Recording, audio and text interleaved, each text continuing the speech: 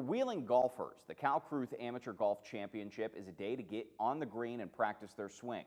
But for the pediatric patients at Easterseals, the money it raises means a chance for their young lives to blossom. 7 News reporter Colin Roos shows us what a birdie can do for a child in need. Colin.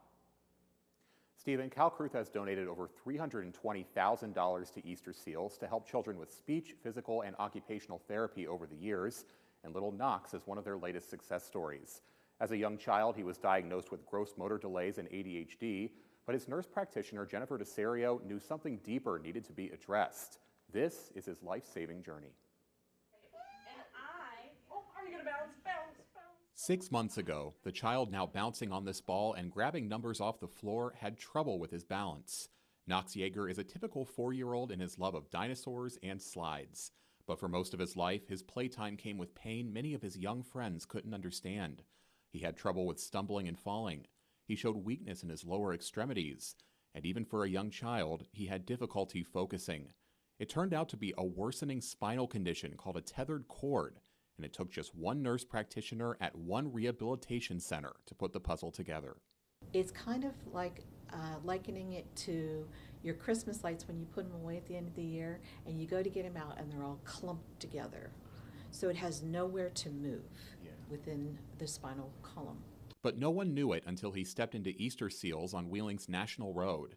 After going through physical and occupational therapy at school, he was referred here for possible ADHD and sensory processing, but DeSario knew there was something else going on. An MRI at UPMC in Pittsburgh did not find any spinal cord issues, but a second opinion at WVU Children's in Morgantown found Noxx's tethered cord, which doctors said was one of the worst they had ever seen. They even discovered an entirely separate condition that could have severely impacted his sight and ability to walk.